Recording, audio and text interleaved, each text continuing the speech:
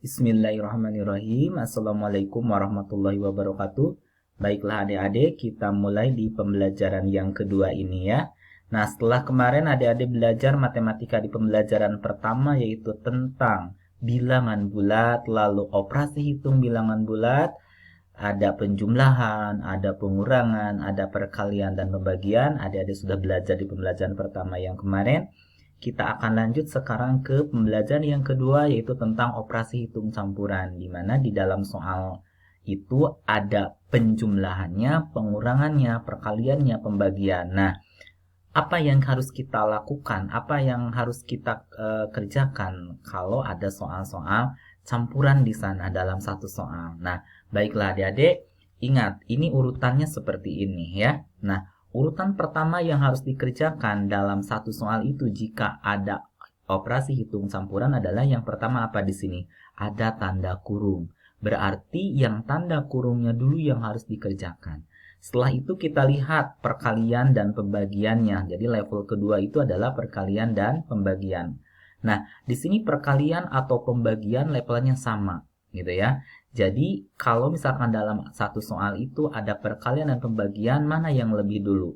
Karena ini sama-sama kuat, jadi lihat yang paling kiri atau yang duluan muncul, gitu ya. Kalau lebih duluan muncul, maka kalikan. Kalau bagi yang duluan muncul atau yang lebih kiri, maka bagikan, gitu ya. Baru yang terakhir, yaitu apa? Penjumlahan dan pengurangan. Jadi ini pun sama-sama kuat seperti kali dan bagi. Begitupun penjumlahan dan pengurangan sama-sama kuat.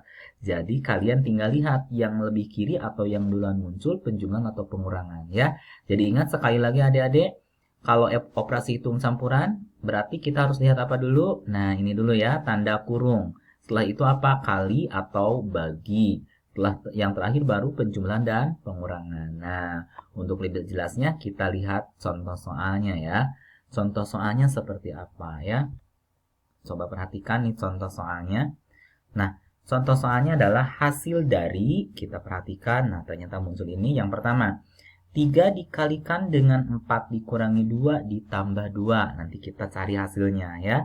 Terus yang kedua, 12 ditambah 3 dikurangi 8 dibagi dengan 4 dikalikan dengan 5. Coba lagi yang ketiga yaitu 20 dikurangi dengan negatif 4 dikalikan dengan 2 ditambah dengan 15 dibagi lagi dengan negatif 3. Oh, mantap ya, ini soal-soalnya. Perhatikan yang pertama ini ada perkalian, ada pengurangan, ada penjumlahan. Yang kedua, penjumlahan, pengurangan, pembagian, perkalian lengkap ya. Yang ini pun sama, lebih lengkap lagi, ada pengurangan tapi dengan negatif, perkalian, penjumlahan, pembagian pun dengan negatif. Kita coba jawab satu-satu ya.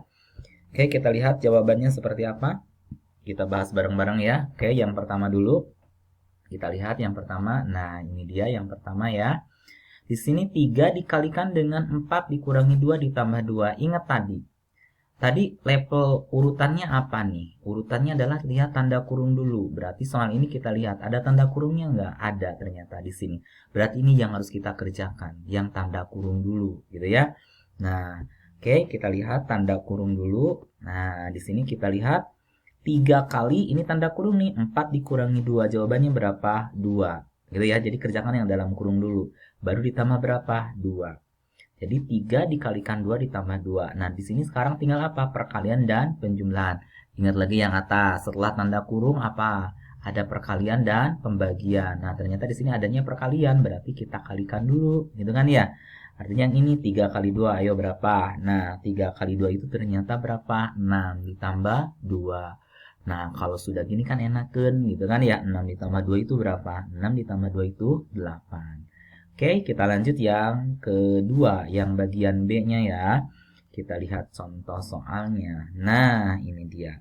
Di sini di yang kedua adalah ada 12 ditambah 3 dikurangi 8 dibagi 4 dikali 5. Nah, ingat tadi, ingat apa dulu nih tanda kurung. Ada nggak tanda kurung di sini? Oh, ternyata tidak ada tanda kurung. Berarti kita masuk ke level yang kedua. Perhatikan kali atau bagi. Oh, di sini ada bagi, ada kali. Ingat tadi kali dan bagi itu sama-sama kuat, maka yang lebih duluan muncul atau yang lebih kiri mana nih yang paling kiri?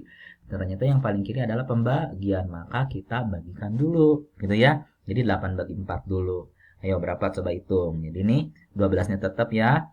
12 tambah 3 kurangi 2 dikalikan dengan 5. Nah, ini 2 nih, dari 8 dibagi 4. Jadi berapa? 2. 12-nya tetap ya, 12 ditambahin 3 dikurangi 8 bagi 4 berapa? 2 dikalikan 5. Oke. Setelah itu apa nih? Tinggal penjumlahan, pengurangan, perkalian. Ternyata dari sini level yang kedua masih perkalian kan? Belum penjumlahan dan pengurangan. Berarti kita kalikan dulu sebelum dijumlahkan dan dikurangkan.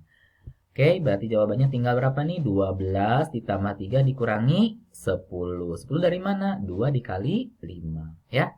Oke, lanjutin. Kalau sudah seperti ini berarti apa dulu nih? Penjumlahan. Karena penjumlahan dan pengurangan sama-sama kuat. Yang paling kiri jumlah berarti jumlahin dulu. 12 tambah 3 berapa? 15 dikurangi 10. Ayo berapa? 15 kurangi 10. Jawabannya adalah 5. Oke, paham ya? Kita lanjut ke pembahasan yang ketiga, yaitu bagian C ya. Nah, bagian C ini agak lengkap nih, ada pengurangan dengan negatif, ada perkalian, ada pembagian pula dengan negatifnya. Kita lihat dulu ya sekarang. 20 dikurangi negatif 4 dikali 2 ditambah 15 dibagi dengan negatif 3. Coba perhatikan, ada tanda kurung nggak? Ada, tetapi ini tanda kurung bukan berarti operasi hitung. Tanda kurung ini adalah tanda untuk dia negatif atau positifnya. Ternyata bilangan ini adalah negatif 4 dan bilangan ini adalah negatif 3. Nah, yang menjadi operasi hitungnya adalah yang ini nih. Pengurangan, perkalian, penjumlahan, dan pembagian. Ya, berarti mana dulu nih? Kali dulu kan, karena yang paling kiri. Loh, Pak, nggak bagi dulu kan? Baginya paling kanan. Ya, sama-sama kuat, tapi lihat yang paling kiri atau yang duluan muncul ya. Berarti di sini tinggal negatif 4 dikalikan 2 dulu. Ayo, berapa negatif 4 kali 2 ya? Ternyata 20 dikurangi negatif 8 ditambah 15 dibagi negatif 3. Nah, ini negatif 8 nih, negatif 4 dikali 2. Berbeda kan? Berbeda tanda berarti hasilnya negatif. Jadi negatif 8. Oke ya, lanjut. Setelah ini apa dulu nih? Pembagian ya, karena ini yang kedua sama-sama kuatnya sebelum penjumlahan dan pengurangan. Oke, bagi dulu kan 15 dibagi dengan negatif 3. Berapa 15 negatif 3 ya? Ini 20 dikurangi dengan negatif 8 ditambah dengan negatif 5. Kan ini 15 kan, dibagi dengan negatif 3 berapa? Negatif 5. Berbeda tanda hasilnya negatif. 15 bagi 3 jawabannya 5. Tapi ada negatif berarti negatif 5. Oke. Nah, sekarang ini nih. Ini berimpit tandanya nih, ada tanda positif negatif negatif, ada tanda positif negatif. Kalau tandanya berimpit gini berarti kita tinggal kaliin gitu ya. Oke, hasil kalinya jadi gini, 20 ditambahin 8 dikurangi 5. Negatif kali negatif positif 8, positif kali negatif negatif. Makanya jadi negatif 5. Setelah itu apa dulu nih? Penjumlahan kan. Jadi tinggal 20 tambah 8. 28 dikurangi 5. 28 dikurangi 5 berapa? 28 dikurangi 5 ternyata 23. Oke, paham ya? Itu contoh soal kalau ada operasi hitung campuran. Jadi ingat sekali lagi, di sini apa levelnya? Lihat dulu tanda kurung, setelah itu kali atau bagi, baru selahir apa? Penjumlahan dan pengurangan. Ya. Oke, kita lanjut ke pembahasan berikutnya. Pembahasan terakhir dari bilangan bulat ya. Yaitu tentang apa? Kita lihat di sini ada apa ya? Oh, ini dia sifat-sifat operasi hitung terutama dalam bilangan bulat. Ada berapa sih sifat-sifat operasi hitungnya gitu kan ya? Nah, sifat-sifat operasi hitungnya ternyata di sini ada 3. Ada 3 ya, ingat-ingat nih, ada komutatif, ada asosiatif, ada distributif, gitu ya. Jadi ada berapa? Ada 3, komutatif, asosiatif, distributif, ya. Kita bahas yuk satu-satu apa sih komutatif gitu ya. Nah, ini komutatif itu apa? Pertukaran, tetapi operasi hitung yang bersifat komutatif hanya apa? Hanya penjumlahan dan perkalian. Kita lihat nih contohnya gitu ya. Untuk penjumlahan nih ya, untuk penjumlahan. Nah, ini. 2 ditambah 3 akan sama dengan 3 ditambah 2. Hasilnya sama-sama dengan sama-sama berapa? 5. 2 tambah 3, 5. 3 tambah 2 pun 5. Ini penjumlahan, ditukar tuh. Asalnya 2 tambah 3 jadi 3 tambah 2. Ini berlaku karena hasilnya sama. Kita lihat perkaliannya ya. Nah, perkaliannya yang ini. 2 kali 3 itu pasti sama dengan 3 kali 2. Ditukar kan? 2 kali 3 sama dengan 3 kali 2. Berapa jawabannya? 6. Loh Pak, pembagian berlaku tidak? Tidak. Coba kita lihat buktinya ya, contohnya nih. 6 dibagi 3 apakah sama dengan 3 bagi 6? Coba 6 bagi 3 berapa? 6 bagi 3 2 kan? Sementara 3 dibagi 6 berapa? Setengah. Sama enggak? Beda kan? Berarti apa nih? Ini tidak berlaku komutatif karena hasilnya berbeda. Beda dengan tadi penjumlahan. 2 tambah 3, 3 tambah 2 sama. 2 kali 3 dengan 3 kali 2 perkalian sama. Tetapi kalau pembagian itu berbeda, maka pembagian tidak berlaku untuk sifat komutatif. Gitu ya, jadi ini tidak berlaku. Oke. Yang kedua, sifat yang kedua yaitu tentang asosiatif. Apa itu asosiatif? Asosiatif ternyata pengelompokan. Kalau tadi komutatif pertukaran, ditukar. Kalau asosiatif pengelompokan, dikelompokkan. Seperti apa? Yuk kita lihat ya. Ini, dikelompokkan. Nah, kalau misalkan ada soal seperti ini, nah, 2 ditambah 3, 2 ditambahkan dengan 3, lalu ditambah dengan 4, ini hasilnya akan sama seperti ini. 2 ditambahkan dengan 3 tambah 4 dulu, hasilnya pasti berapa? 9.